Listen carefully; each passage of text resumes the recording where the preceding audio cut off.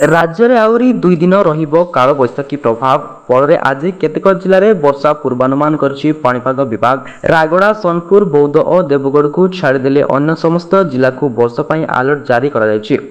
Alert ଜାରି କରାଯାଇଥିବା ଜିଲ୍ଲାଗୁଡ଼ିକରେ ବିଜୁଳି ଘଡ଼ଘଡ଼ି ସହ ଘଣ୍ଟା ପ୍ରତି 30ରୁ 40 କିମି ବେଗରେ ପବନ ରହିବା ସମ୍ଭାବନା ରହିଛି। ସେପଟେ ବଙ୍ଗୋପସାଗରରେ ଦାନା ବାନ୍ଧୁଛି ବଡ଼ ଲଘୁଚାପ। ମେ 17ରୁ 23 ତାରିଖ ମଧ୍ୟରେ ଗୋଟିଏ ସାଇକ୍ଲୋଜେନେସିସ୍ ବା ଗଭୀର ଅବପାତ ହେବାର ସମ୍ଭାବନା ରହିଥିବା ପାଣିପାଗ ବିଭାଗ ଅନୁମାନ କରୁଛି। ତେବେ ପାଣିପାଗ ବିଶେଷଜ୍ଞ କହିଛନ୍ତି ଯେ ମେ 21 ତାରିଖରେ ଘୂର୍ଣ୍ଣିବଳୟ ସୃଷ୍ଟି ହେବ।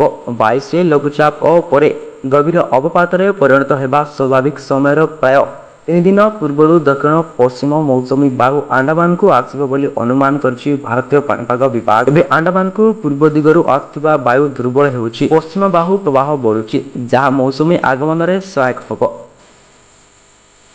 ବ୍ୟୁରୋ ରିପୋର୍ଟ, ସବ୍ ଟିଭି।